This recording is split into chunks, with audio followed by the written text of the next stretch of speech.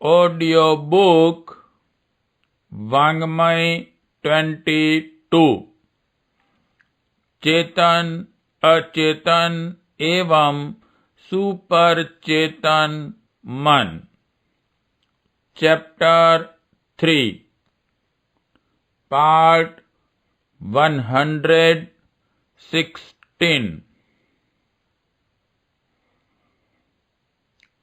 आत्मविस्तार अखंड आनंद का एकमात्र साधन।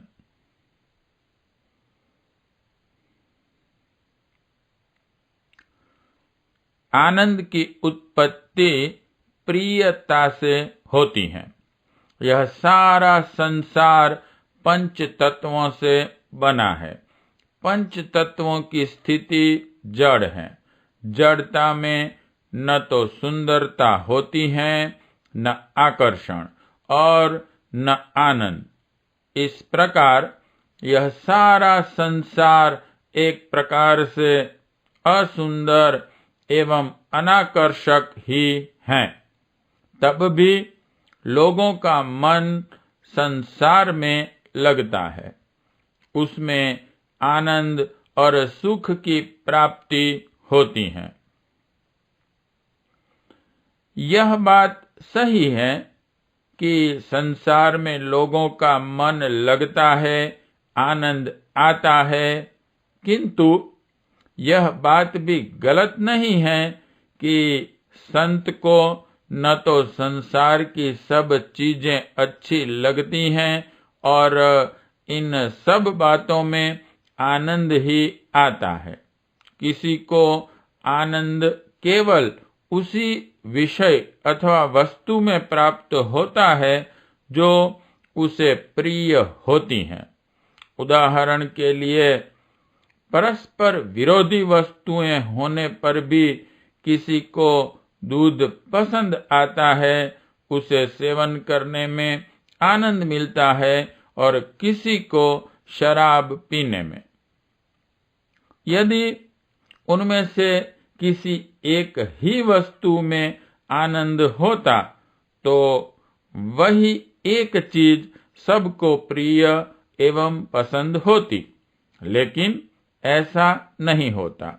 वास्तविक बात यह है कि जिस मनुष्य की जिस वस्तु में प्रियता संलग्न होती है, वही चीज उसे पसंद आती है और उसी में आनंद प्राप्त होता है। इस सारे विवेचन का अंतिम निष्कर्ष यही निकलता है कि आनंद और आकर्षण वस्तु अथवा विषय में नहीं, बल्कि मनुष्य की प्रियता में होता है। प्रियता की उत्पत्ति आत्मीयता से होती है। जमीन, जायदाद, घर, मकान, पशु, पक्षी जो भी जब तक अपने रहते हैं, उनके प्रति आत्मभाव बना रहता है, बड़े प्रिय लगते हैं। उनकी सुरक्षा, सुंदरता और पालन पोषण में बड़ी रुचि रहती है। उनकी जरा सी क्षति होते ही हृदय पर चोट लगती है। उन्हें देख देख कर बड़ा आनंद मिलता है, किंतु जब किन्हीं कारणों से वे अपनी वस्तुएं पराई हो जाती हैं तो आत्मीयता का भाव समाप्त हो जाने से उनके प्रति किसी प्रकार का आकर्षण नहीं रह जाता। उन वस्तुओं के प्रति प्रियता का भाव नहीं रहता और तब उनके टूट फूट कर मिट जाने पर भी अपने को कोई कष्ट नहीं होता। यदि आनंद और प्रियता उन वस्तुओं में रही होती तो अवश्य ही अपनी न रहने पर भी उनके प्रति वही प्रियता और आकर्षण बना रहता। आनंद की उत्पत्ति प्रियता से ही होती है और प्रियता की उत्पत्ति आत्मभाव से। आत्मीयता में प्रियता की उपलब्धि इसलिए होती है कि आत्मा अपने को बहुत प्यार करता है। जिस वस्तु अथवा विषय में वह अपनी छाया की झलक पाता है वही उसे प्रिय लगने लगती है। अन्य बच्चों की अपेक्षा मनुष्य को अपने बच्चे अधिक प्यारे लगते हैं। दूसरे के बच्चे चाहे जितने सुंदर और सुशील क्यों न हो, तब भी वे उतने प्रिय नहीं लगते जितने कि अपने बच्चे। इनका कारण यही होता है कि अपने बच्चे अपनी आत्मा के अंश होते हैं। वे आत्मा का ही एक प्रतिबिंब होते हैं। क्योंकि आत्मा अपने को प्यार करता है, इसलिए अपने अंश रूप बच्चों को भी प्यार करता है। परमात्मा की तरह निराकार होने पर भी आत्मा बड़ा सुंदर और आनंदमय है और उसी की तरह वह अपने स्वरूप को भली भांति जानता है।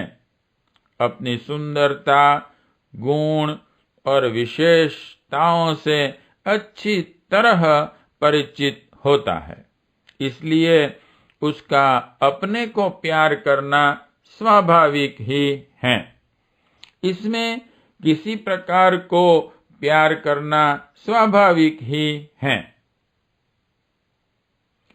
इसमें किसी प्रकार की अवगति नहीं है। एक सामान्य मनुष्य जो सुंदर होता है, गुणी और विशेषतापूर्ण होता है, जब वह अपने को प्यार करता है तब आत्मा तो अलौकिक सुंदरता और गुणों का निधान होता है। फिर भला वह अपने को प्यार क्यों न करेगा?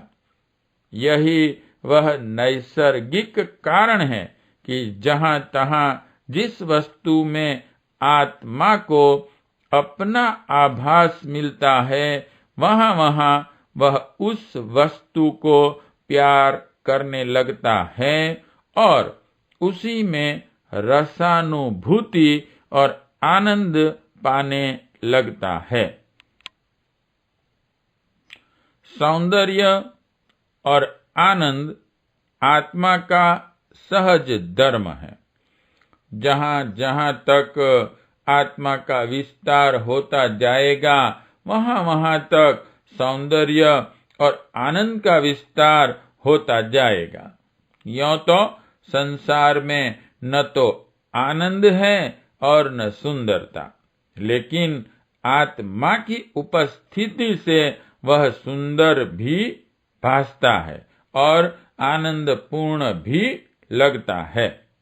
यदि हम सांसारिक जीवन में वास्तविक रूप में आकर्षण और आनंद चाहते हैं और इच्छा रखते हैं कि इसके दुख, क्लेश और शोक संताप न व्यापें, सब काल सुख और उल्लास की ही प्राप्ति होती रहे, तो हमें अपनी आत्मा का विस्तार करना होगा। इस दुखपूर्ण संसार में भी अखंड और अनिर्वचनीय आनंद की संभावना है और उसको प्राप्त किया जा सकता है। इसका प्रमाण हमारे ऋषि मुनियों का जीवन रहा है। उन्होंने इस तथ्य को समझा कि इस नीरस और नाशवान संसार में जो भी सुख, जो भी आनंद और जो भी रस हैं, वह सब आत्मा की उपस्थिति से हैं।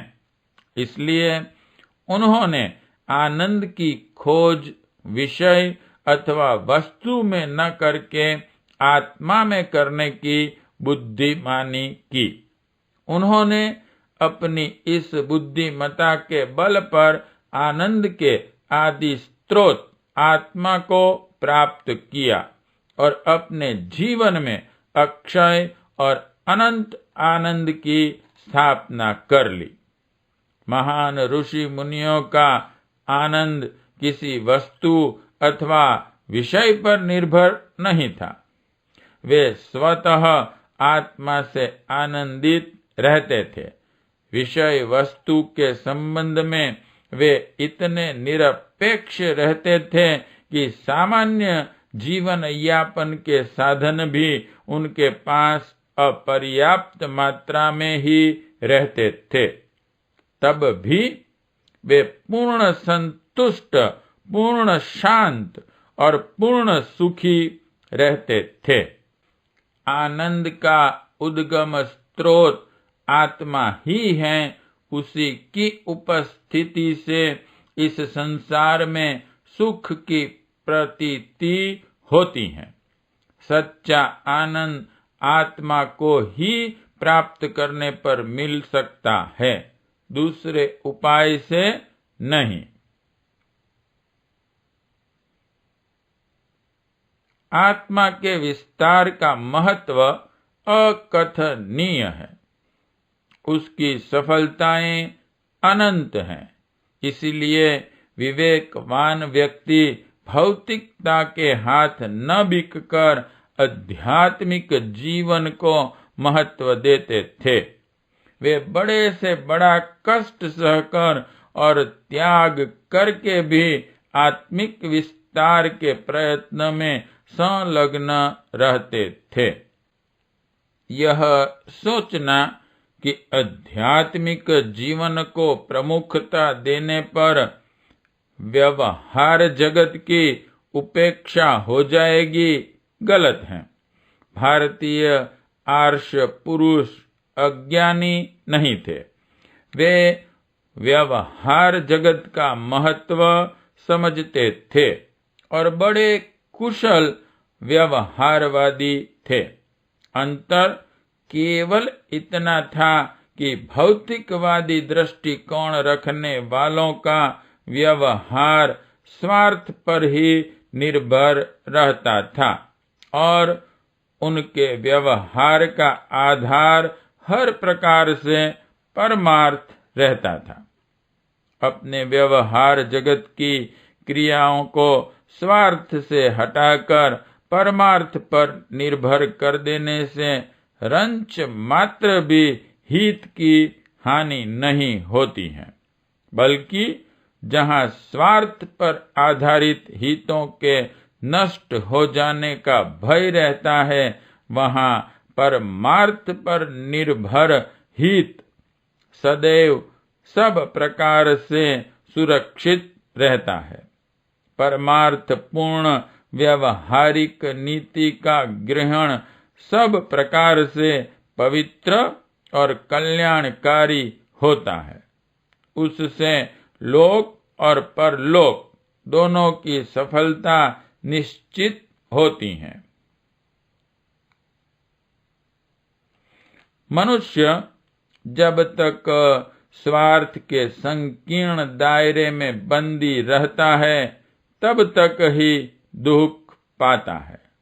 संकीर्णता का परिणाम दुख है, किंतु जब संकीर्णता से निकलकर विशालता में प्रवेश करता है, तो आनंद की अनुभूति अनायास ही उसके पास आ जाती है।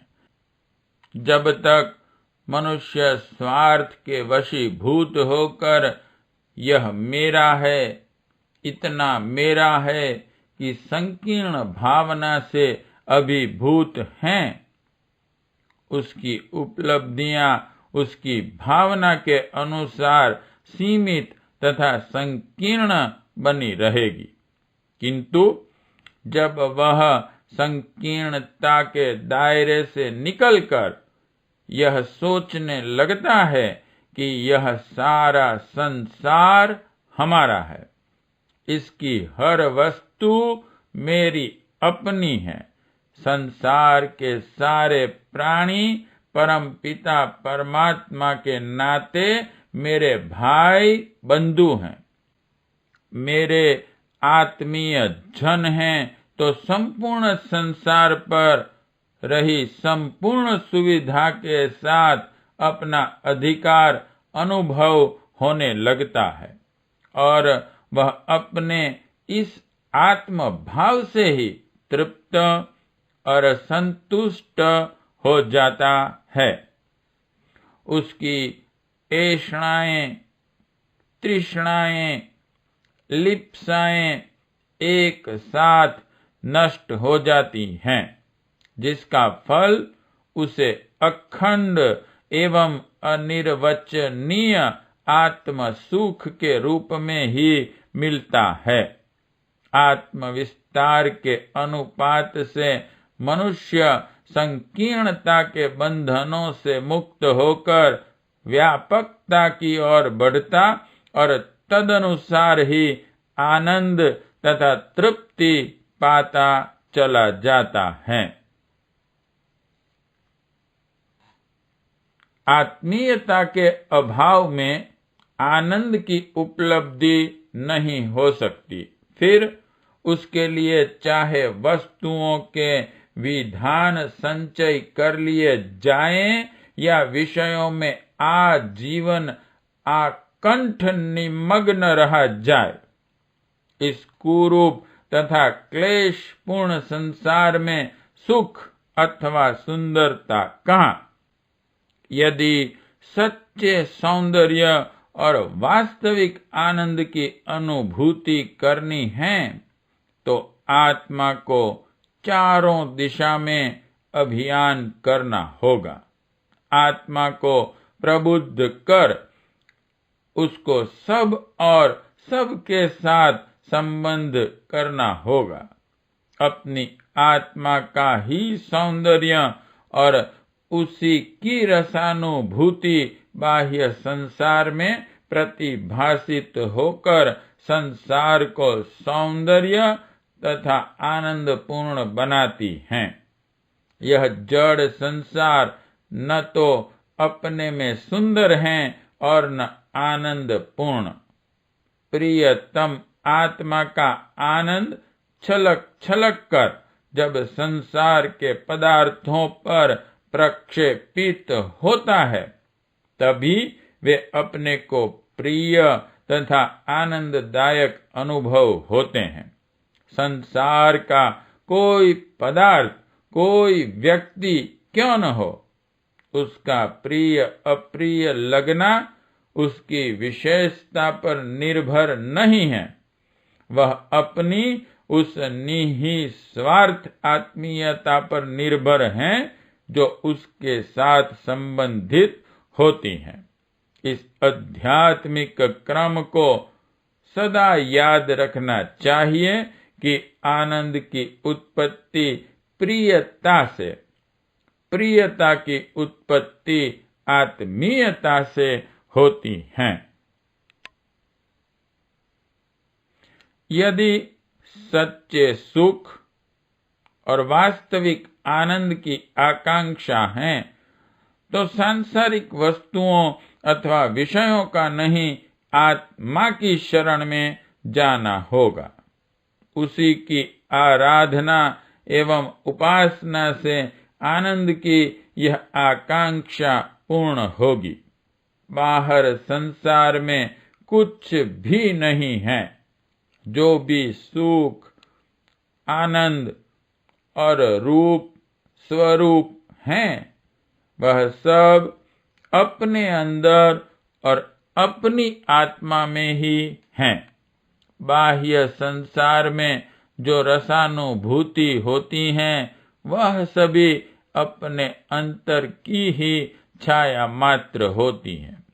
जिसका आत्मा जितना जितना स्पष्ट और व्यापक होता जाता है, उसकी छाया भी उतनी ही गहरी और स्थायी होती जाती है। आभास के अनुपात से ही बाहर संसार के पदार्थों में भी उसी के अनुपात से सुख और सौंदर्य की अनुभूति होती जाती है। बाह्य वस्तुओं तथा विषयों से आत्मा को सुखी करने का प्रयास गलत है। सही प्रयास यह है कि आत्मा द्वारा उसके विकास और आभास द्वारा बाह्य संसार की विषय वस्तुओं को सुख एवं सौंदर्य के योग्य बनाना चाहिए। जो कुछ है अपने अंदर ही है, इसलिए अपने अंदर अपनी आत्मा को ही खोजना, समझना, पाना और बनाना चाहिए। आत्मा के जागरण, विकास तथा विस्तार के उपलक्ष्य में ही यह कुरूप तथा क्लेशपूर्ण संसार आनंददायक तथा आकर्षक बन सकता है। शाश्वत सुख और अक्षय आनंद पाने का एक ही उपाय है, वह है आत्मीयता का भाव बढ़ाना। आनंद की उत्पत्ति प्रियता से और प्रियता की उत्पत्ति आत्मीयता से होती है। जिस दिन मनुष्य का आत्म विस्तार संसार के अणु अणु से आत्मीयता का संबंध बना लेगा, उस दिन उसके लिए यह सारा संसार आनंद और सौंदर्य का निधान बन जाएगा और उसके लिए उसी प्रकार इस अनुभूति की कमी न रहेगी जैसे हमारे ऋषि मुनियों के लिए नहीं रहती थी। पार्ट 116 समाप्त।